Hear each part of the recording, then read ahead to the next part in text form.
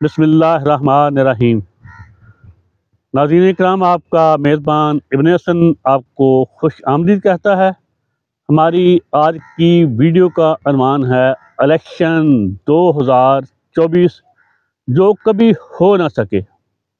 جی ہاں، الیکشن 2024 جو کبھی ہو نہ سکے۔ ابھی وضاحت تو انہوں نے 8 فروری کو ہونا ہے، لیکن میں قبل از وقت بتائے دیتا ہوں کہ 8 فروری کو انتخابات نہیں ہو رہے۔ اگر وہ ہونے بھی تھے تو وہ ہو چکے، عوام اپنا فیصلہ دے چکی۔ تو اب ان پہ مزید روشنی ڈالنے کے لیے تھوڑا سا سیاق و سباق آپ کی خدمت میں پیش کرنا چاہتا ہوں۔ کہنے کو تو یہ مقبوضہ پاکستان، یہ جنگل ملک پاکستان، یہ اسلامی جمہوریہ ملک ہے، لیکن اللہ کی رحمت سے نہ اس ملک میں اسلام ہے، نہ اس ملک میں جمہور ہیں۔ اس ملک میں صرف ڈنڈا ہے اور بس ڈنڈا ہے۔ تو عرض کرتا چلوں کہ کہنے کو یہ جمہوری ملک ہے، اور جمہوری ملک میں ہمیشہ انتخابات ہوتے رہتے ہیں۔ اسی طرح اس مقبوضہ پاکستان میں بھی الیکشن ہوتے رہے ہیں، اور اس میں بے شک جتنی بھی خود ساختہ سیاسی جماعتیں ہوتی تھیں اب بھی ہیں بے شمار، ہو سکتا ہے 20-25 ہوں۔ تو الیکشن ہمیشہ دو جماعتوں کے درمیان ہی پاکستان میں ہوتے آئے ہیں، ہوتے چلے آ رہے ہیں، اور آئندہ بھی تب تک ہوں گے جب تک ہم 24 کروڑ بھیڑ بکریاں بے ضمیر، بے زبان، بے حیا، بے شرم، بے غیرت رہیں گے۔ تب تک ایسا ہی ہوگا جب تک ہم خود اپنی حالت بدلنے کے لیے میدان عمل میں نہیں نکلیں گے، قربانیاں نہیں دیں گے، تب تک نہ تو اس بدنصیب دھرتی کا کچھ اچھا ہونے والا ہے، نہ ہمارا، نہ ہمارے بچوں کا، نہ ہماری آنے والی نسلوں کا۔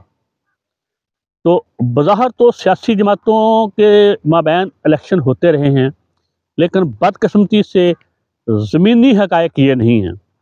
پاکستان میں الیکشن جب بھی ہوئے ہیں وہ اکثریت اور عسکریت پہ مبنی دو جماعتوں کے درمیان ہوتے رہے ہیں، اور جیسے پاکستان کا بننا ہمیں نشاور مشروب پلایا جاتا ہے، ایک معجزہ ہے، کرامت ہے، نور ہے، لیلۃ القدر کو بنا ہے، ایسے ہی ایک معجزہ اور بھی ہوتا چلا آ رہا ہے کہ پاکستان میں ہمیشہ اللہ کے خاص فضل و کرم سے، بزرگان کے معجزے سے، کرامت سے ہمیشہ ہی ہماری مقبول ترین عسکریت جماعت باری عسکریت سے انتخابات جیت جاتی رہی ہے۔ اور اس میں کبھی تو ایسا بھی ہوتا رہا ہے کہ ہمارے جو پی ٹی آئی کے جناب اسد عمر صاحب اور ان کے بھائی محمد زبیر ہیں، ان کے والد گرامی جنرل غلام عمر ہوتے تھے۔ 1971 کے الیکشن کو سب سے زیادہ غیر متنازع سمجھا جاتا ہے، لیکن ایسا نہیں ہے۔ ان میں وہ مشرقی پاکستان میں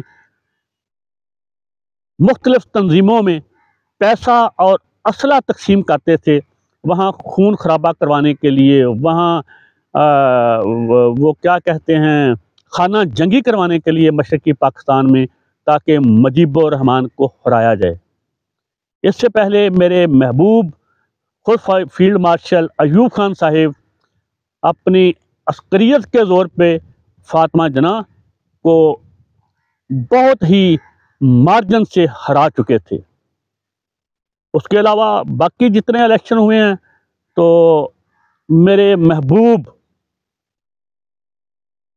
خفیہ ایجنسی کے سربراہ جو فوت ہو چکے ہیں، میں ان کا بے پناہ احترام کرتا ہوں کچھ وجوہات کی بنا پہ، لیکن مجھے ان کے فلسفے سے کبھی اتفاق نہیں رہا۔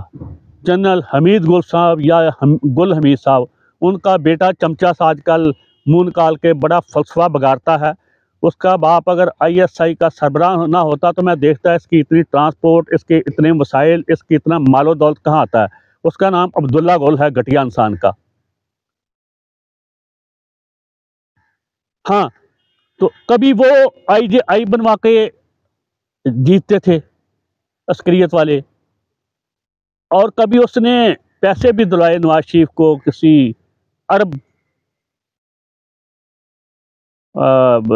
शिद्दत पसंद से। वो अब इस दुनिया में नहीं रहा। और तो और वो मेरे महबूब DG ISI साहब जो इस दुनिया में नहीं रहे, वो हमें अफ़गानिस्तान में स्ट्रेटेजिक डेप्थ ढूंढ के देते रहे। और आज जो पाकिस्तान और अफ़गानिस्तान के माबैन हालात हैं, जितनी कशीदगी है, जितना तनाव है, वो मैं एक ज़िम्मेदार शहरी होते हुए यहाँ बयान नहीं कर सकता। ईरान के साथ तो जो हुआ सो हुआ मामला, हमें इतना ख़तरा ना अब इसराइल की तरफ से है, ना अमेरिका की तरफ से, और तो और हिंदुस्तान की तरफ से नहीं। जितना ख़तरा हमें और जितने ख़तरात हमें अब मगरबी सरहद से हैं। यहाँ पे हमारे दानिश्वर, हमारे माहिरीन, हमारे कारीगर हमें स्ट्रेटेजिक डेप्थ ढूंढ के दे रहे थे। और जब अमेरिका यहाँ से दफा हो रहा था तो मैं चीख रहा था कि वो अपना असला खाली इल्लत नहीं छोड़ के जा रहा। यहाँ असले के अंबार, सैकड़ों, हज़ारों, अरबों डॉलर का असला वो अफ़गानिस्तान छोड़ के गया है। तो वो किसी काम तो आना है ना। तो चलो खैर, इस बात को यही रोकते हैं।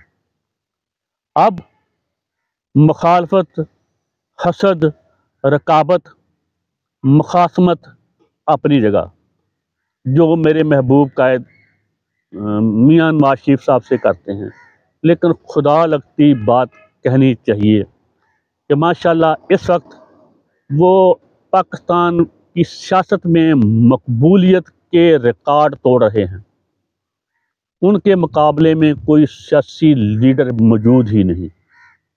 जो एक बहुत बढ़के मारा करता था कि मैं डरता नहीं, मैं फ़लाँ हूँ, मैं डींग हूँ, वो कैदी नंबर 804 बदबख्त, वो मियां नवाज शरीफ की मकबूलियत से डर कर वो जेल में बैठा हुआ है, वो बाहर ही नहीं आ रहा। और उसके जो सेकंड लीडरशिप है, वो उनको पता है कि मियां नवाज शरीफ साहब ने उनको जिस बुरी ज़िल्लतनाक शिकस्त से दो-चार करना है, इसलिए अब वो बेचारी मासूम पुलिस और वो नामालूमों का नाम लेके वो छुपते फिर रहे हैं। कहते हैं कि हम इनसे डर के छुप रहे हैं, हालांकि वो मेरे महबूब मियां नवाज शरीफ साहब की मकबूलियत से डर के छुप रहे हैं, भाग रहे हैं इलेक्शन से। इस वक्त मियां मोहम्मद नवाज शरीफ साहब को माशाल्लाह पाकिस्तान की तकरीबन 15-17% अक्सरियत की हमायत हासिल है, और वो इलेक्शन या इंतखाबात जीतने नहीं जा रहे, वो जीत चुके। और माशाल्लाह वो आप देखना, जितने भी साबका इंतखाबात हुए हैं पाकिस्तान में, इस इंतखाबात के सामने वो हेच होंगे।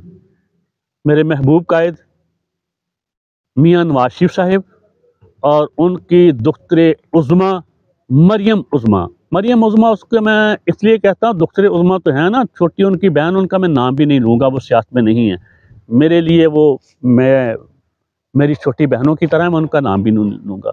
ये आंटी मरियम तो सियासत में है, तो ये मेरी महबूब कायदा भी है, इसलिए इनका मुझे नाम लेना पड़ जाता है। और ये उज़्मा इसलिए दुख्तरे उज़्मा हैं कि ये बड़ी हैं, वो दूसरी छोटी हैं। तो मरियम उज़्मा इसलिए हैं कि दूसरी मरियम औरंगज़ेब भी है, वो बांटों के डेलों वाली। तो इसलिए जो इनकी मकबूलियत है, ये इलेक्शन जीतेंगे नहीं, ये इलेक्शन जीत चुके। और जितनी भारी अक्सरियत से ये इलेक्शन जीत चुके हैं, जीतने जा रहे हैं, शायद ही दुनिया का कोई लीडर इतनी भारी अक्सरियत से इलेक्शन जीता हो। मैं आपको लिख के देता हूँ कि सब पार्टियां इनके मुकाबले में नाकाम रहेंगी, खेत रहेंगी, और फिर वो अब धांधली का रोना रोएंगे बिला वजह। हालांकि धांधली और पाकिस्तान में मुमकिन ही नहीं, पाकिस्तान में धांधली हो, یہ تو پاک سرزمین ہے، یہ تو خدا کا نور ہے، یہ خدا کا راز ہے، یہ لیلۃ القدر کو بنا ہے، اس میں بھلا اتنے گھٹیا غلیظ گندے کام ہو سکتے ہیں؟ الیکشن مینوپلیٹ کرنے کے، دھاندلے کے، یہ الگ بات ہے۔ پچھلے ماہ اور اس ماہ دھند رہی ہے، اور لوگ کہتے ہیں اگلے ماہ دھاندلی ہوگی فروری میں، اور فروری کے بعد انشاءاللہ العزیز پاکستان میں عوام کا دھاندلا ہوگا، جو سب ظالموں، جابروں، جو انصاف کو بیچنے والے ہیں، جو ضمیر کو بیچنے والے ہیں، جو مذہب کو بیچنے والے ہیں، جو ذاتی مفاد کا گراؤنا گندا کاروبار کرتے ہیں، ان کے سر اڑا کے رکھ دے گا عوامی دھاندلا۔ اب دھند ہے، فروری میں دھاندلی ہوگی، تو دھاندلی کے فوراً بعد انشاءاللہ عوامی دھاندلا شروع ہوگا۔ کبھی تو ہم بے ضمیروں نے، ہم بغیرتوں، بے حیاؤں نے اپنی قوم، اپنی آنے والی نسلوں کا سوچنا ہے نا۔ تو وقت اب آ گیا، وہ قدرت کی طرف سے آ گیا۔ تو پھر وہیں آتے ہیں جو میرے محبوب قائد اور میری محبوب قائدہ محمد نواز شریف صاحب اور ان کی سپتری مریم عظمیٰ جس باری عسکریت سے جیتنے جا رہے ہیں، یہ دنیا بھر کے ریکارڈ توڑ دیں گے۔ میری پیشگین کو مبارکباد، اور جو حاسد ہیں ان کا منہ بند کرنے کے لیے اور ان کو ثبوت کے طور پر بتا دوں کہ اگر معمولی سی عسکریت سے یا کوئی پیسے کے ادھر ادھر ہونے سے، معمولی سی عسکریت سے میرے محبوب قائد نواز شریف صاحب ہاسپٹل سے 50 روپے کے صرف اسٹیمپ پیپر پہ سیدھے لندن چلے جاتے ہیں، جو قید بھگت رہے تھے معمولی سی عسکریت سے، اور اس کے بعد گزشتہ 2-3 ماہ میں معمولی سی عسکریت کی بنا پہ وہ واپس آ جاتے ہیں، اور ان کے راستے کی تمام رکاوٹیں کھل جا سم کر کے دور ہو جاتی ہیں۔ تو اب تھوڑی سی مزید عسکریت سے کیا وہ بھاری بھرکم عسکریت کے ساتھ الیکشن نہیں جیتیں گے؟ وہ یقیناً جیتیں گے، اور حاسدوں کا منہ بند کریں گے۔ وہ جو قیدی نمبر 804 ہے، اور وہ جو ایک اور ہے اسی طرح کا، وہ بھی اسی گماشتے کے ہیں، اسی فطرت کے ہیں۔ وہ مرشد زرداری جو ہیں وہ بھی اسی طرح کے ہیں جیسے میرے محبوب آل شریفیہ ہیں۔ تو دیکھیں اب وقت کی زنبیل سے کیا نکلتا ہے۔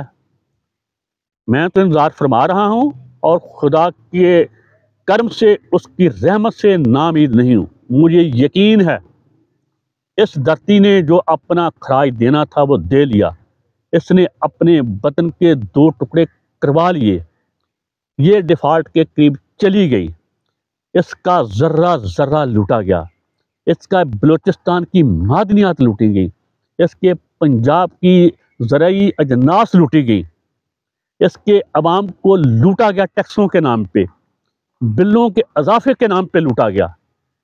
اور لوٹ کے کہاں گیا؟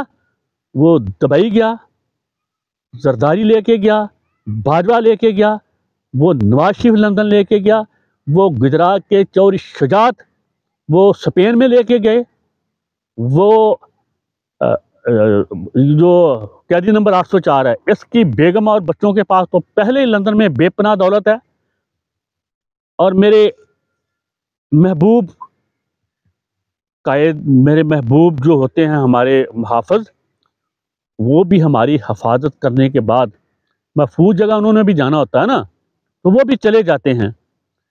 وہ کیا سے عاصم باجوہ صاحب، وہ بھی اب کہیں ہماری حفاظت سے فارغ ہونے کے بعد اپنے بچوں سمیت کہیں محفوظ جگہ پہ ہیں۔ تو محفوظ جگہ پہ رہنے کے لیے وسائل تو بہت چاہیے ہوتے ہیں، تو سب محفوظ جگہ پہ جا رہے ہیں۔ اللہ کرے، خدا کرے یہ سارا گند ایک ہی دفعہ کہیں دفع ہو جائے، کہیں سمندر میں غرق ہو جائے، یا جہاں جانا چلے جائیں، ہماری جان چھوڑیں۔ اور انشاءاللہ میں آپ کو پیشگی مبارکباد دیتا ہوں کہ عسکری انتخابات کا جو بھی نتیجہ نکلے، پاکستانی قوم اور یہ مظلوم دھرتی آزاد ہونے جا رہے ہیں۔ اس کے ساتھ ہی یاد دیجیے، پاکستان زندہ باد، بدماشیہ مردہ باد۔ اللہ حافظ۔